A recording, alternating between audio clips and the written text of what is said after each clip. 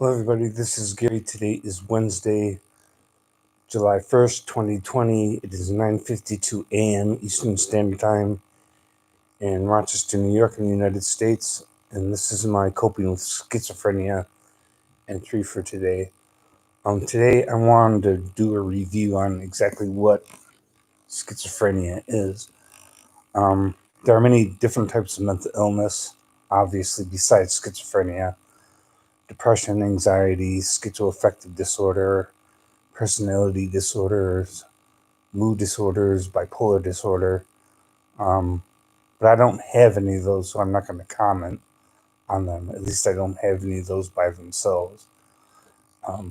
Schizophrenia is a disease of the human brain called a psychosis. Psychosis is anytime you lose touch with reality or your perceptions of reality are wrong. Schizophrenia includes extremely disorganized thinking, what's called word salad. When a person starts speaking, everything that comes out of their mouth is just a mixture of words randomly and makes no sense. That's called a word salad. Some of the ways you can break away from reality in psychosis is by perceiving things that are not really there, seeing things that are not there, at least that other people can see, hearing things that other people can't hear that are not really there, except for you.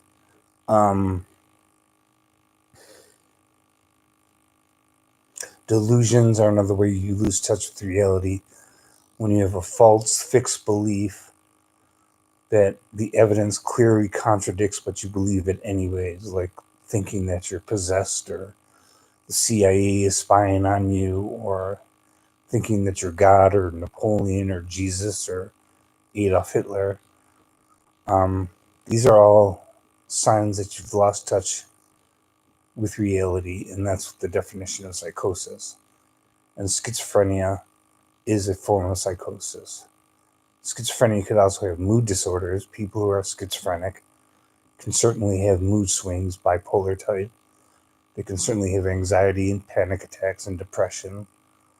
They can have insomnia. Another sign of schizophrenia is constant physical agitation, fidgeting, the inability to sit still, an overwhelming sense of panic and anxiety, insomnia, all of which just contribute to the suffering of the person who has schizophrenia. Depression, anxiety are bad enough on their own, but when you mix those with a psychotic disorder, then you're talking about a whole new level of suffering. Some of my delusions include believing that people are following me, or spying on me, or ridiculing me, or trying to harm me in some way when I have no evidence for that. Another sign of my schizophrenia is disorganized thinking. If I'm not on my medications, I can't think clearly at all, and everything gets all messed up, and my behavior seems almost random and nonsensical. I'm able to speak fairly clear right now because I actually take my medications. Another sign of schizophrenia is what's called negative symptoms: a lack of ability to have motivation to do anything, no sense of purpose, no sense of enjoyment, no sense of interest in everyday things, whether it's work or recreational, vocational. There's no drive to achieve anything. There's no desire to participate in everyday life and activities, especially things that another person might enjoy, whether that's sports, swimming, studying in college, going to work every day. A person with schizophrenia has an absence of motivation and interest in everyday life. It sounds like depression. It seems very similar in many respects to depression. But it's more than just depression. It's a complete lack of an inability to enjoy anything in life, and a complete lack of ability to be motivated to do anything or have a purpose for doing anything. Unfortunately, medications don't treat negative symptoms all that well. There's very few treatment options for people who have negative symptoms of schizophrenia. Um, so that brings up the issue of positive symptoms. Positive symptoms in schizophrenia are symptoms that add something to the personality that other people usually don't have. And that includes hearing voices, seeing things that aren't there, having delusions, like I said, paranoia, thinking people are following you, out to get you. These things are not normally present in a person without schizophrenia.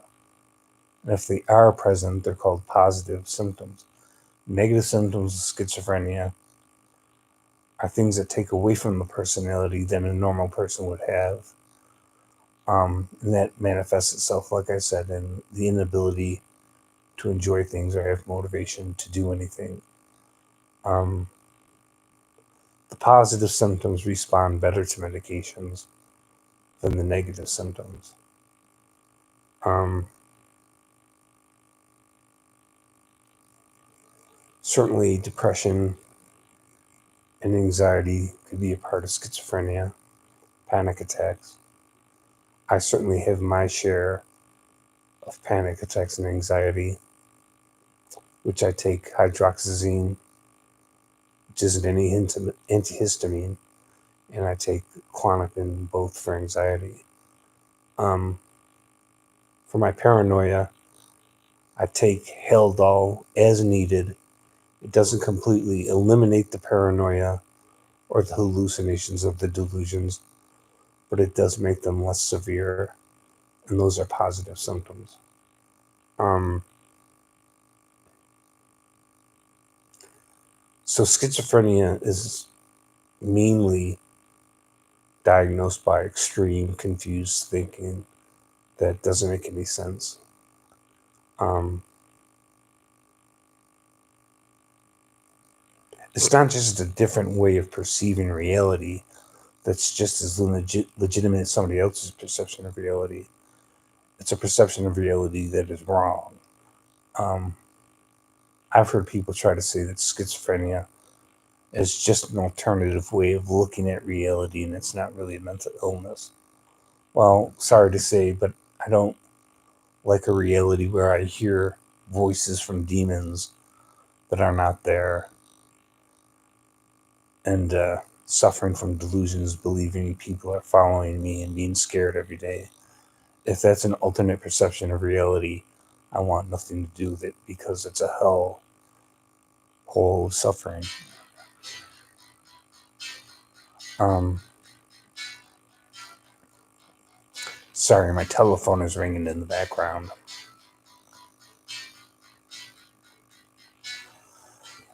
The type of, Greg Descan is on my chat. The type of schizophrenia I have used to be called, hold on, my telephone was ringing. The type of schizophrenia I have used to be called paranoid schizophrenia, but paranoid schizophrenia is no longer used as a diagnosis for schizophrenia, and schizophrenia is considered a disorder that's on a spectrum like autism is on a spectrum. People who have autism will fall along the spectrum of severity and symptoms. Um, the closest type of schizophrenia that I can identify that I have is schizoaffective disorder. Schizoaffective disorder is on the schizophrenia uh, scale of different types of schizophrenia. And I have all the classic symptoms: hallucinations, delusions, paranoia. Um, Schizophrenia really isn't diagnosed as much by different labels anymore. It's considered a disorder that falls on a spectrum. So the closest thing I could say of the type of schizophrenia I have is schizoaffective disorder. Schizoaffective disorder means that there are psychotic symptoms along with mood symptoms, particularly mood swings, similar to bipolar disorder. Schizoaffective disorder is sort of a mixture of bipolar disorder in the old way of diagnosing schizophrenia. But the psychiatrists that I talk to believe that schizophrenia and schizoaffective disorder are just different levels of the same disease.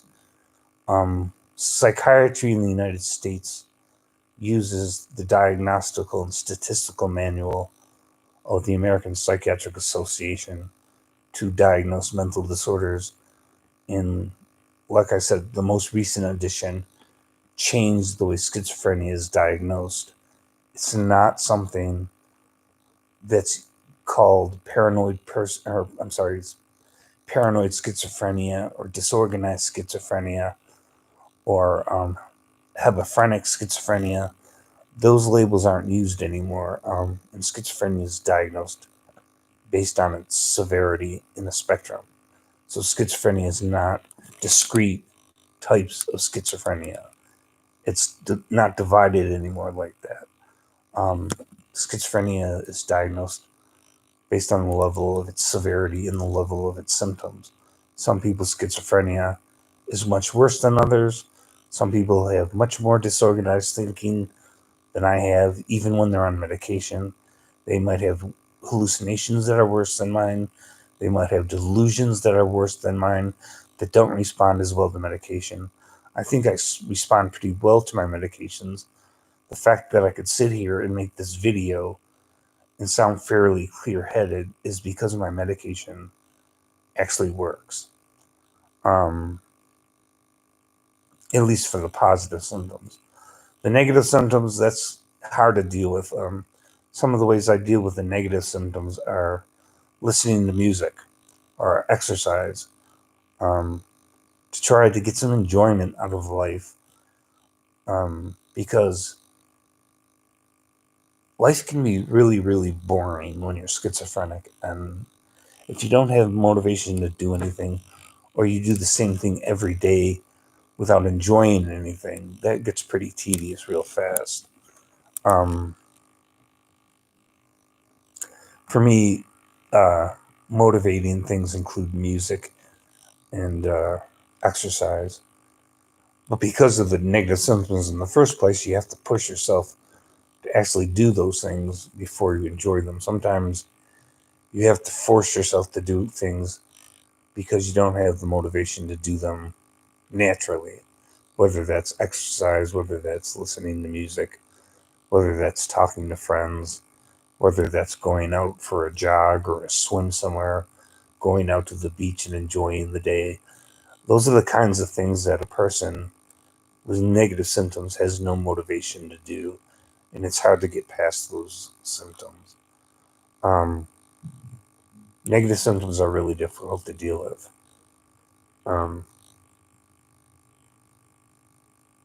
My medications include things like Haldol, which I take as needed for paranoia and hallucinations.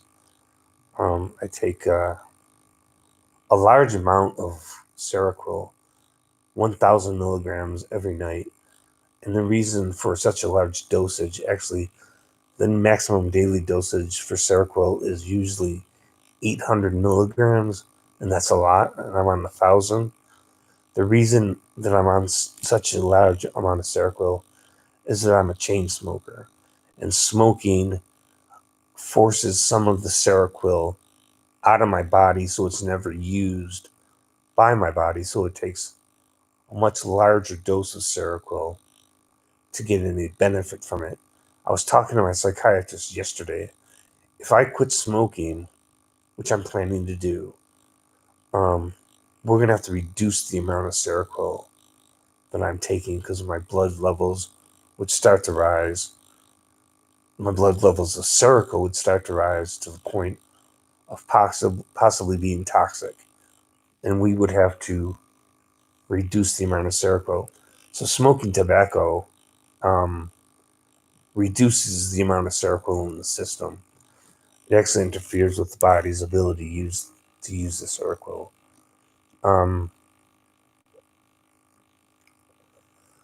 there's not much else for me to say. I mean, just to recap, schizophrenia includes extremely disorganized thinking, confused, nonsensical speech, hallucinations, delusions, like paranoia, or thinking that you're God or you're Napoleon Bonaparte or something.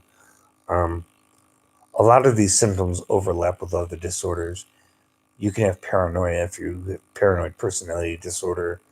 You can have hallucinations if you have a personality disorder. You can have psychotic depression with hallucinations and delusions. So I'm not saying schizophrenia is the only disorder with these symptoms. Um, but I don't have direct experience with other disorders. So it's really not my place to say what they're personally like to have. Um,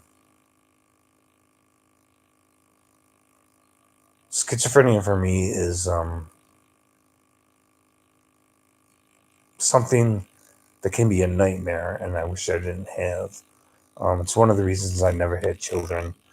My sister committed suicide, as did my mother. I have 8 surviving brothers and sisters. None of them have schizophrenia, but I do. And the likelihood of me committing suicide statistically is higher because I had a sister who committed suicide. But I personally don't think statistics apply to me because I'm not going to commit suicide. Yes, I might feel suicidal, but my ability to actually commit suicide is pretty much zero. Um, and schizophrenia, by the way, increases the chance of suicide 5 times higher than the average population.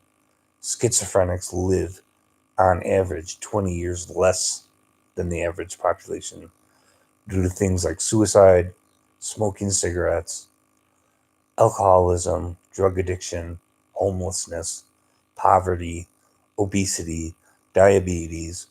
These things are all much more common in schizophrenia, um, and cut the average lifespan of a schizophrenic down by 20 years on average when compared to the general population or even compared to other mental disorders.